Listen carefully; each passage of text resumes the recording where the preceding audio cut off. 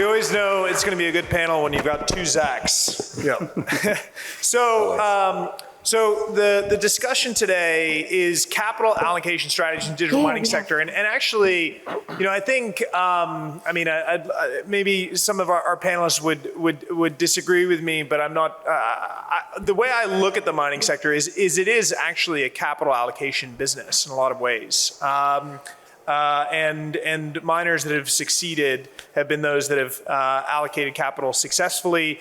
And you have some of the most successful capital allocators for mining on this stage and at this conference. So one of the view that we're going to be discussing today in allocating capital is making that decision between build versus buy. I'd love to start that discussion with none other than Benjamin, who did, I think, the largest M&A deal in the industry, or one of the largest M&A deals that occurred in the industry. So we'd love to hear from your view the kind of history of how you've thought about build versus buy through different cycles of the market. Absolutely. Thanks for having us. It really comes down to the strategy. You're referring to the acquisition of Whinstone US. When we decided to pursue a strategy of vertical integration, you have to keep in mind, Riot at the time had less than 10 employees. And so, we wanted to build out 400 megawatts, but with 10 employees, it's kind of hard to do that. And so we realized that in order to express the view that we wanted to go into Texas, that we wanted to really act upon that convergence of energy and money and, go after a low price PPA so we can participate in demand response and all those sorts of things.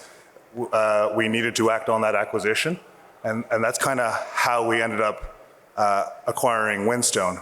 Now, with respect to as we go forward, now that we are vertically integrated, it's more of a, you need to set a plan in place so that you can organically grow, so that when you are evaluating M&A opportunities, you have to compare them against your own organic opportunity set.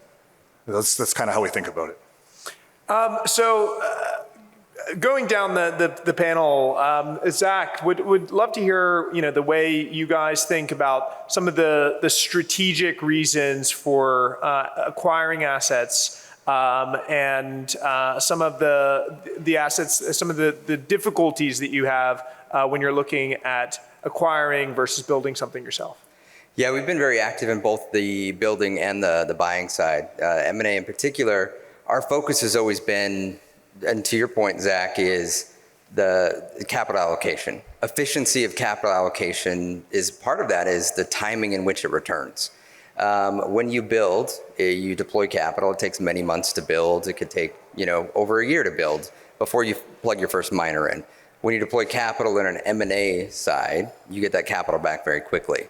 To the question directly about some of the pros and cons that we weigh, you are now left with something that you didn't build. You may not be as familiar with when you buy it. There may have some gremlins or some problems that you have to then invest and fix. One of the things we got very good at is identifying very good assets that just weren't run very well. The ability to take something that had a lot of potential, but with one or two tweaks, that was the reason a prior operator hadn't been successful. And so that was really something that we focused on. We've been very busy in this bear market, buying and building. And the second piece is all the assets that we acquired had to have the ability to be expandable. So if they were a great site from the start, we wanted to fix that site, make it better, but then we wanted to add our own fingerprint and build on top of it. So everything we've always acquired has always had the ability to be expandable. And again, that allows us to have a team, which again is capital deployment, that's in place, it's trained, it's running on the existing site. And as we expand, we have that footprint to basically build employees on top of it. Because the human capital of all of our sites can't be understated. It's what largely leads to the ability to have high uptime or not. And so all of those factors have to come together to create a very efficient mechanism to basically continue to stack one site on top of another site. So yesterday at AIM Summit, the discussion was really focused on macro. It was focused on alternative investments. It was focused on more traditional asset allocation. And if you put the hat on of the traditional asset allocator, they think of asset allocation having strategic components, a strategic asset allocation, and tactical components. So Daniel, would love to hear from your perspective and from the perspective of Iris, what element, when you're thinking about capital allocation in the mining sector, what element of that is strategic and what element of that is more tactical and opportunistic? It's almost solely strategic. So we haven't done anything fast. Everyone's got a different strategy. I was joking to one of the bankers yesterday that the only winners out of M&A are bankers and lawyers. And I see Jamie from Hut 8 over there, and I'm sure she's got some stories about legal bills to share. And that's not to discredit, right? Like time and place, different companies, but we've all come from infrastructure development backgrounds. So in totality, I think the team's built and operated tens of billions of dollars of infrastructure, solar farms, wind farms, gas pipelines, etc. So to go and door knock on farmers, sign up land options, go through the grid connection studies, develop these things ourselves, it's kind of our DNA and what we've done. We've got 760 megawatts secured. We've got gigawatts of other pipeline assets that we're pushing along. We just haven't seen the need to do M&A. So for us, it's all been strategic in terms of specifically around capital allocation. We view the decision points quite discreetly. So you've got the decision point to build a connection agreement. So spend $10, $20 million, get 400 megawatts, a gigawatt worth of power to the site. Start to finish, that can take anywhere from 2.5 to 5 years. So just get the ball rolling. Your next decision point is around building the data centers. We spend $15 million per data center, 20 megawatts, about $750,000 a megawatt. If all you ever did was host and you make a 3-cent margin, that's a 30-40% return on capital. But obviously you've got the implicit option to then allocate further capital and go and buy computers. Historically, these ASICs trade on 100, 125% cash on cash yields. So if you can, it often makes sense to go and self-mine and allocate that capital. But I think for all of us, that capital allocation throughout the cycle is fascinating in this sector and very different because a large part of your capital allocation is towards the ASICs whose price fluctuates with the price of Bitcoin. So it's not like a traditional sector where diluting at the bottom of the market may not make sense. If a large part of your CapEx has also had a 90% drawdown, then somewhat counterintuitively, it can make a lot of sense to continue growing, continue that capital deployment. So to Ross, you see in your position a lot of flow, and a lot of flow that doesn't necessarily hit the tapes and that you're not going to read about in the press. So would love to hear what you've seen in terms of trading flow, acquisition flow, in both historically and more recently. What have been the changing dynamics in terms of the assets that are most sought after to acquire? Yeah, I think Dan mentioned something really interesting just now with the cyclicality of the sector that we're dealing with. So SunnySide Digital, we work with every single one of the public companies up here today, as well as some in the crowd and others that aren't here today. And we're busy on the bull run, and we're busy on the bear run when folks are looking to stay alive, stay solvent through liquidation of assets. And so right now, there's actually a lot of smart capital coming in with very large financial institutions being very quiet around their capital allocation and exposure requirements and intent. So right now we're actually pretty busy on helping folks that are new to the space build in a way, with a counterparty that's trusted, that's been around, that actually knows what they're doing, because unfortunately on the secondary market, it's still a very opaque market. There's a lot of counterparty risk, especially when you're dealing with the type of capital spend and outlays that all three of the gentlemen up here referenced earlier. I mean, each site, you're looking at tens of millions of dollars for development. And if you don't have someone that's knowledgeable and knows what they're doing in the space, it's a very easy way to lose a lot of capital. And unfortunately, that has been historic for folks that are getting into the ecosystem to have that happen to them.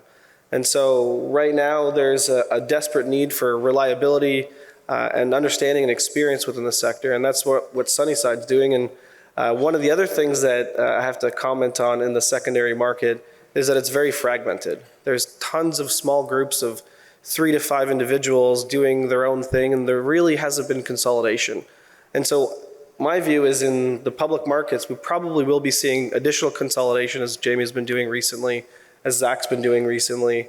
But there will be in the secondary market as well. I mean, that's a strategy that actually my team's pursuing, is we're looking at a couple additional acquisitions so that we grow inorganically, so that when we actually hit the bull run, we're at scale. We've got a team of about 100 people, and we're able to provide A to Z services and solutions for our key partners in the public markets. Any successful M&A strategy is really around doing accretive investments and accretive acquisitions for the shareholders, which is, involves understanding how your own shareholders are valuing your organization and the valuation of the underlying assets. Whereas what I've seen a lot in the mining space is there is a tendency to kind of not necessarily look at accretion dilution models and look more at other models. I'd love to hear, Benjamin, how you guys think about valuation when you're looking at potentially acquiring asset, how you think about how your shareholders value your organization, how the assets are being valued, and how you're able to execute deals that are accretive for shareholders, or whether you just look at valuation from a bottom-up perspective. Our sector is incredibly difficult to model. It's incredibly difficult to say in 3 years we're going to make X dollars. We can put a parameter around it. I can speak to the two transactions we've done. I can say that we've successfully integrated them both, but they're two radically different approaches that we took.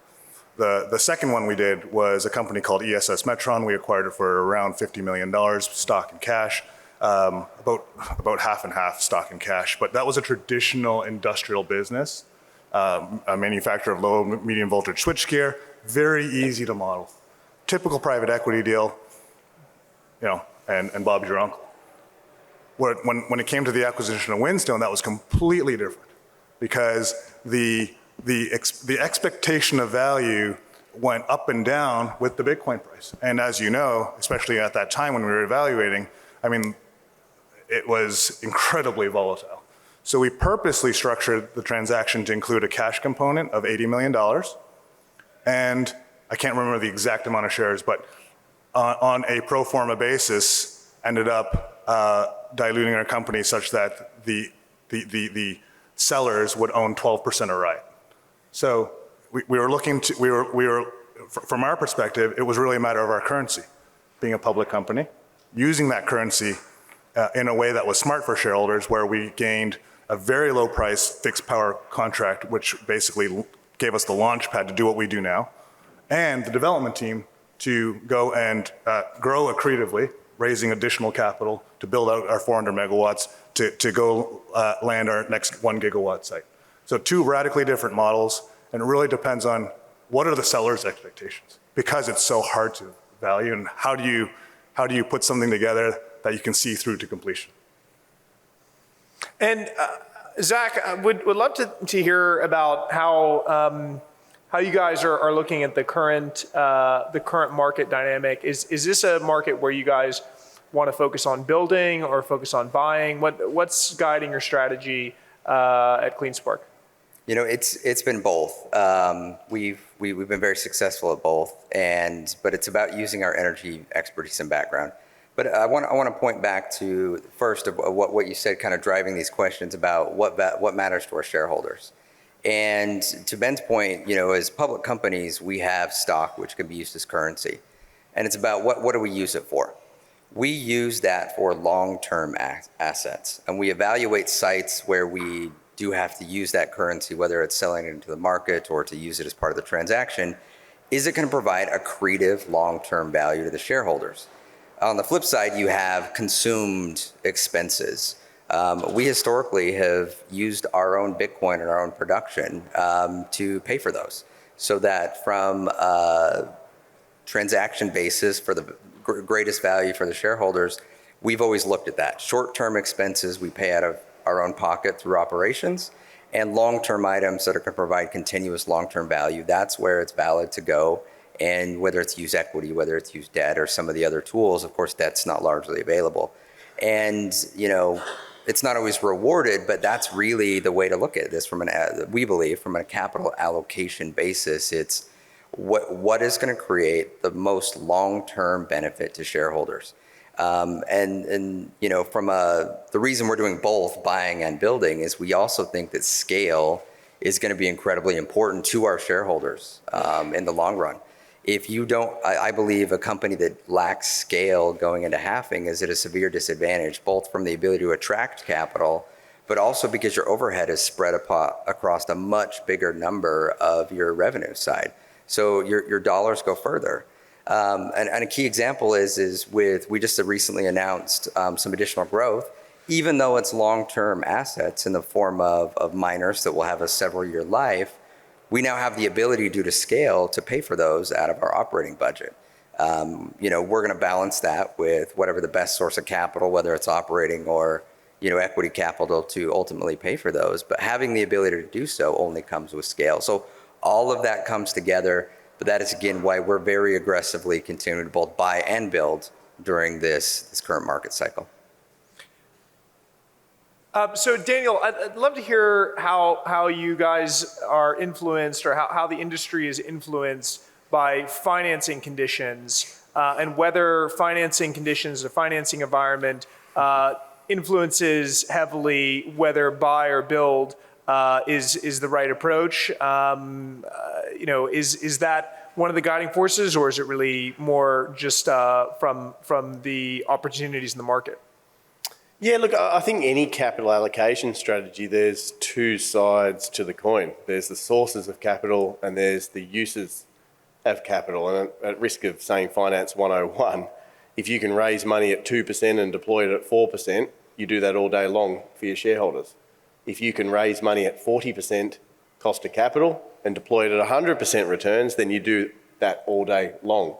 And I think one of the misconceptions around this sector is the absolute profitability of the underlying and what we're all investing in. And I think to Zach's point, there's a level of corporate overheads that we all need to cover. Like, being listed isn't cheap.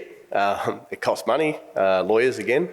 But once you cover that, the level of operational leverage means that every incremental CapEx decision, every dollar of project level earnings that gets spat off that investment decision essentially goes back to your bottom line. So if you can get to that scale, again, Zach mentioned, where your corporate overheads are covered, you've got an operating base that's big enough to cover it, then incremental capital just is cream on top. You keep deploying, the level of accretion to shareholders is there. And I think we also often forget about why we're in this sector and the asymmetry of returns in Bitcoin mining. All three of us are low-cost producers. The benefit of being a low-cost producer in this sector is when the market goes bad, we get other people's Bitcoin. When high-cost miners can't pay their power bill, they switch off, the global hash rate shrinks, our collective share of that hash rate goes up, we mine more Bitcoin every day, lowering our unit cost of production. What a cracking business. No other sector, no other commodity has that. But it gets better because in a bull run, Bitcoin goes exponential. As we all know, it's not like gold and silver and other commodities that are constrained by supply responses and real world issues. Bitcoin doubles from here. What's the global hash rate in terms of gigawatts? 12, 14 gigawatts? You can't just click your fingers and come up with another 12, 14 gigawatts. The entire global data center industry is like 20 gigawatts, and there's already a fight for power. So I think the value of incumbency in this sector, the value of being listed and access to capital, and the value of having deployed hash rate, the, I guess, unquantified value of that at times in terms of the optionality and exposure to the upside, as well as that downside protection. I guess that probably summarises why all three of us are here. Thank you, Dan. Go ahead. Thank you, Dan. So, Here. So in order for somebody to buy an asset, there needs to be somebody willing to sell it. Taras, what are some of the key motivations that that are driving divestment? They're driving divestment? Yeah. Why, who are the sellers? Why are they selling? Yeah, well, I mean, I can say over the past 12 to 18 months, there's been a lot of distressed situations. I've worked on at least 3 of the distressed assets that have gone to market, saved a couple public companies from insolvency through the divestment of assets. And typically it's about working capital or a mandate from a court as part of either a Chapter 11 or a organized wind down process. I mean, Compute North got on the wrong side of their Generate Capital debt. You know, I was working on several of the tranches of assets there. BlockFi as well. Celsius also disposed of some assets as part of their organized process. So a lot of the times it's because of poor strategy or lack of strategy, or entering into operations that don't have the economic cost to maintain profitability, or at least solvency. If you can't be profitable, I mean, at least you're solvent as you go through a bear market, right? So really understanding where your costs of productions are, as Dan eloquently stated, to be able to make it through, because he was spot on. I mean, if you have a solid infrastructure base and the bull market really starts, you're in a position to be very well placed for that asymmetric upside that a lot of Bitcoin mining and digital miners are able to experience at that bull cycle period. And that's really what gets me out of bed, is being able to work with great teams to make sure that they have the assets and resources at the right times to be able to capitalize properly. I have something to add to that. Our industry is a nascent industry that lacks the data points to drive consensus on the bid ask. And as potential acquirers, we see that. It's not like real estate, where if you think your house is worth $10 million, there's 25 data points that tell you it's worth 8, right? Our industry lacks those data points. And so where you have seen M&A is where it's being forced. It's exactly what Taras was referring to in the distressed end of the market. And I think as we talk about consolidation, it's going to be very interesting to see if it's company consolidation, asset level consolidation, and I think what will really drive those first few deals, which aren't distressed, is going to be the willingness of the seller, of course with the agreement of the buyer, to come to an arrangement that makes sense for both sides. And right now, we're not there yet. Yeah, and I have to say that it's been one of the frustrations I've had with the space is, once you're in a court process, there's so much value destruction that happens. I mean, we've seen it firsthand. Tremendous value destruction. But it is, unfortunate that that there's this lack of a reality check, and that it's only when backed into a corner that that a lot of deals are able to happen. But going back to the broader discussion, Benjamin, you have a interesting perspective on the role of miners as asset allocators. And by the way, I do want to open up so start putting up your hands if you'd like to ask a question from the audience. But is there anything you can share about how your organization looks at the space as an asset allocator and other organizations that maybe that's modeled after? Absolutely. Our business has different cash flow profiles embedded within it. And our job over time will be to find those pools of capital that would like exposure to certain cash flow profiles. A lot of pools of investors like long-lived contractual cash flow profiles. That's the easy part. The Bitcoin mining part of it is the hard part because, aside from public Bitcoin mining companies, we haven't really, as an industry, figured that part of it out yet, right? The infrastructure part is interesting. We've seen some interest from mostly lenders, potential lenders that would be willing to lend against the infrastructure. We just haven't seen the evolution of the debt capital markets that have come to a point where we're ready to accept terms.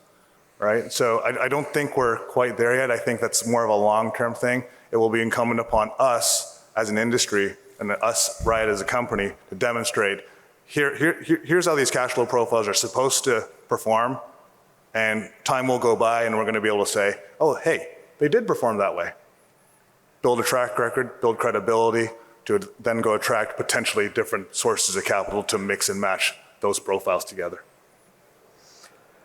So we already touched upon this a little bit. We talked about, financing conditions. Let's talk about financing structures a little bit, and how financing structures guide the build versus buy. So when we're talking about equity versus debt, when we're talking about term structure, public, private. Zach, do you have any kind of viewpoints on how those guide your capital allocation strategies, and whether those are misaligned with the best capital allocation approach if you were looking only at your investments? Yeah, so we really have three levers, right? We can use our operating capital, which is Bitcoin, which we believe has a lot of upside. We have our equity capital, which again, it fluctuates with market, and then we have the debt markets. Those are the three places we can pull from. Right now, the debt markets for this industry really don't exist. And where they do exist, they're not advantageous to take advantage of. And I think that's where this needs to, we need to see a change. Is, offers of debt need to get more creative, but that's going to take an education. It's been very fragmented in the debt markets because your options were, you lend against the mining rigs, which only have value when they're plugged in and producing. And if you're a lender that has to take those back, that doesn't have a home for them, you now have a very expensive paperweight. Or you have the option to lend against Bitcoin. You risk as, holder of Bitcoin, margin calls, things like that. I do believe there will become a point where an educated, lender will form that gets comfortable enough to lend around what I always refer to as a ring fence approach. We have multiple sites and multiple locations, and it creates an interesting opportunity to basically take a single site in a geographic location, take everything inside that fence line, which is the infrastructure, the power agreements, and the servers, which is what creates value in Bitcoin mining, and lend against that as a singular asset in a vehicle, so that you don't run the risk of, only a fixed asset lender. You don't run the risk of only, all these different types of lender, because the dirt can't be taken away and created value without all these pieces together. When that happens, I think the debt markets will come in, and there will also be a lender that will be able to lend without the significant risk premium that sometimes comes with, that will now make it an affordable capital that makes sense for us in a market that's volatile. So again, right now, I believe because that doesn't exist, we're left with two levers, operating capital and equity capital, and it's about just managing those two levers the best we can in the current market. Any lender is always going to be thinking about LTV. And I think a lot of lenders were very surprised at how volatile the value of equipment could be, and the difficulties in kind of enforcing on the V in that equation when things went wrong.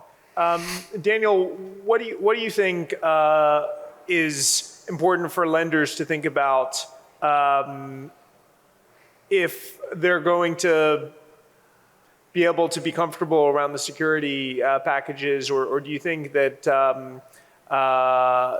there's a different approach to kind of looking at spot market prices for equipment, if that's going to be a principal part of the security package? Yeah, look, I think it just comes back to the fact that we're in a young industry. Like, as long as we've been here, it's still extremely early, and the lack of capital coming into the space at the moment means that there isn't a market demand to differentiate between different parts of the capital structure. And I'll answer your question more directly in a second. But capital structure, debt, equity, everything in between comes as more capital enters the space. And different funds, different investors with different risk return objectives start demanding a different type of product. But today, where we're at as a sector, given Bitcoin's been going down most of the last 18 months, 2 years, there just hasn't been that level of demand for new capital to be allocated. So in the next cycle, as we see it, I think that'll all start coming back. The other challenge lenders have got is the halving coming up. There's a lot of uncertainty, at least from the outside, around what happens to mining profitability after the halving. All of us sitting here on stage know that as a low-cost producer, you've got a floor to your revenues. Because as I said earlier, halving comes, high-cost producers, they get wiped out, we get their Bitcoin, and we're sailing through with decent profit margins, preserving that upside. So I think like everything, we've got to get through that and then out the other side, and we'll see that. In terms of the specific question and loan to value, every sector deals with this, right? You've just got to look at the volatility of your cash flows and sculpt a debt piece that makes sense. You look at a wind farm with a 20-year offtake, you might size on a 1.2 times DSCR, i.e. you've got a lot of debt in there. A wind farm without an offtake that's trading power and selling into the market each day might be twice as high. So if you're lending into a volatile asset like Bitcoin and you're not hedging, and hedging's another conversation, again, that will come as the capital market emerges, you will be able to lay off the volatility. As a Bitcoin miner, we will be able to lay off difficulty risk. We will be able to lay off Bitcoin price risk. But until all those products come, liquidity comes in, the derivative market emerges, then for the time being, it's equity. So you mentioned the halving and how that's guiding decisions. We are out of time because we have a discussion that Taras and I need to run off to into the room next door to discuss post-halving strategies and opportunities for Bitcoin miners. Before handing over to our wonderful MC, just want to thank the panelists for joining us on this great discussion, and it's really been a lot of fun. I wish we had more time. I know. Thank you so much, gentlemen. A round of applause, please.